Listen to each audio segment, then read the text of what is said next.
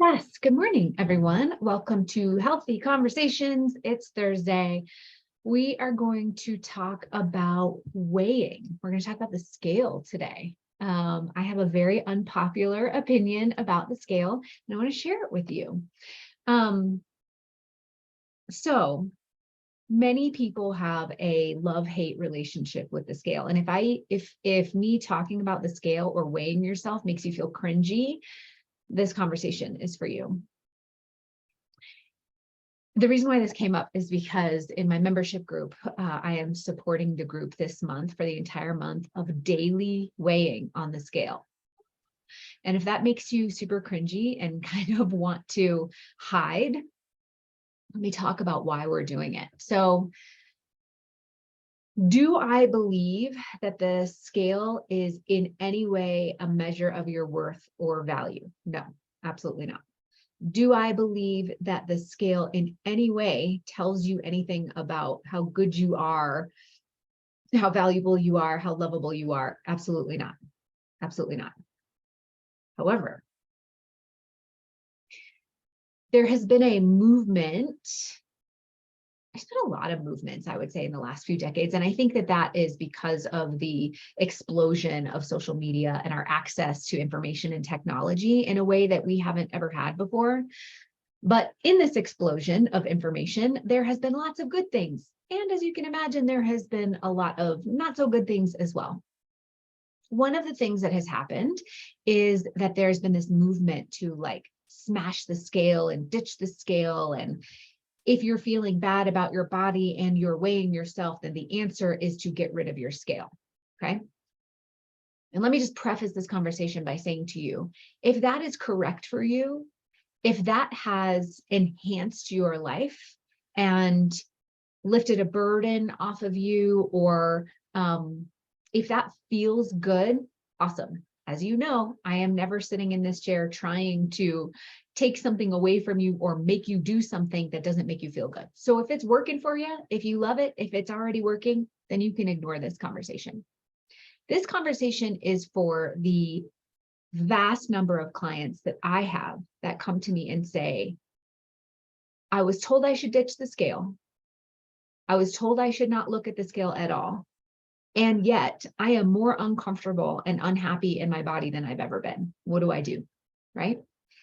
And here's the important point that I want to make. There is a difference between deciding that weighing yourself does not feel good to you as a measure of your health and well-being.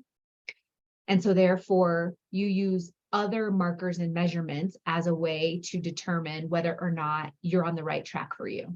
Okay. There's a difference between that and avoiding the number you see on the scale. If you are avoiding the scale, if you are afraid of the scale, if even thinking about stepping on the scale brings you anxiety, then avoidance of it does not mean that you have healed from the scale. Avoidance of it means it's still in control of you, right? If you are afraid to use that as a tool, that means that that tool still has a negative hold or attachment over you. We have not healed from that.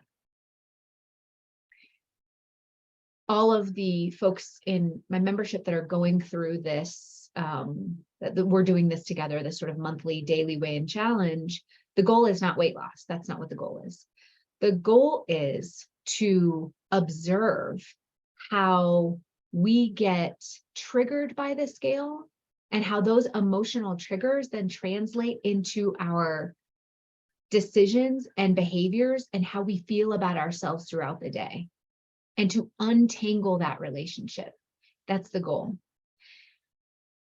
And we do that by doing a number of things. First and foremost, part of their process is deciding on parameters and behaviors that make them feel good. So ways of moving or ways of eating, or goals in their food intake that make them feel good, that make them feel aligned. They know how to go through this whole process of figuring out what their goals are. And that's important, because if you do not have clear goals or clear behaviors when it comes to your food and movement, and you're sort of you just kind of decide on a whim or intuitively or whatever, then when emotionally you are swayed by what you see on the scale, you're much more likely to eat in reaction to that emotion, because you don't have that anchor to hold on to say, no matter what the scale says, I know that these are the behaviors that make me feel good. No matter what the scale says, I know that this is the way of being that supports my health and wellness. No matter what the scale says, I know that this is the way I eat that makes me feel best about myself. And then we practice that on repeat. And we step on this scale and we start to evaluate the emotion we attach to that. We watch as the scale does its own thing all month, because we have this misconception that the scale works in a linear fashion. In other words, if I do these behaviors and track these behaviors, then the scale will follow in this way. And that's not the way the scale works. If we do these behaviors, the scale will still go up, straight, up, down, straight, up, straight, down, up, straight, down, up, down, straight, hold, straight, down, down, right? And ultimately, over time, if we are consistent with our behaviors, the trajectory will be in a downward trajectory, if that's what you're looking for, is calorie deficit and weight loss. Or over time, if what you're looking for is maintenance, the trajectory will be kind of like this. But day to day, it will look all over the place, because that's how our biology works. And so when we're talking about healing a relationship with the scale, it's about untangling our emotions as a dictator of our behaviors for the day.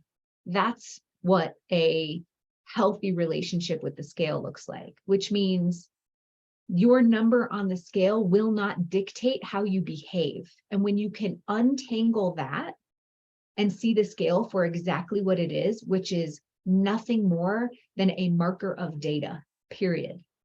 The scale is a piece of data. It's one piece of data, and that's it. It is a neutral marker of data. What we have attached to the scale, what we have experienced with the scale over time, and then where we struggle with the scale, is all of the emotion that we've attached to it. And we've made that marker of data mean something about ourselves, about our abilities, about our self-worth, about our value, all kinds of stuff. We did that. We attached that to the scale. So here's my invitation and offering to you.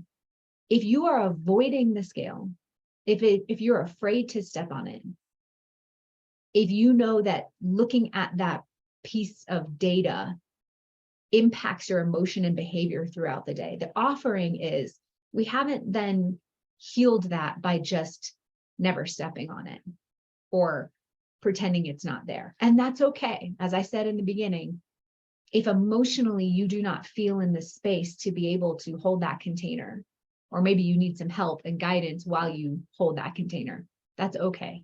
I'm not telling you to step on the scale, but I'm offering you a lens with which to think about your relationship to the scale, to see if there's still healing in there that needs to be accomplished, so that we can look at the scale as a neutral piece of data. I can step on it or not.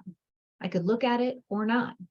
And here's why, is because I always say this: if I had $1 for every client who has come to me and said, yep, I tried to do the don't weigh myself thing, I tried to do the intuitive thing, I tried to do the I just love my body, I don't care thing, and now I'm afraid of the number that I know is on the scale, my clothes are fitting in a way that make me feel terrible, I don't like what I see in the mirror, I don't like the behaviors that I'm engaging in, now what do? How do I untangle all of that? I tried to convince myself that just ignoring all those things would make me love myself, and I don't. Because we haven't healed anything. We've just pretended it's not there. And we've said, if I can just slap enough affirmations, then maybe I could love my body. If I could just pretend that the scale isn't there and pretend that I don't know what that number is, then maybe I won't care, right? But we do care. And so the idea is, how can we feel better, truly feel better in ourselves? And what are the tools that help us do that? The scale is just a tool. It's just a tool. It's not bad. It's not good. It's just a tool. It's actually mostly a tool for your consistency and accountability than anything else. Am I being consistent? I know from my own personal experience, when I have a sort of a range, and I know when I'm at the top of that range, I know that I have not been consistent in my behaviors. I know that I have been eating in a certain way that is out of alignment with the way that makes me feel best, right?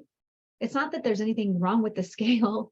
The scale is not my enemy. It's just a reflection of my consistency or lack thereof of behaviors. So that's your offering for today. It's your invitation to reevaluate your relationship with the scale. Hope that was helpful. See you all next week.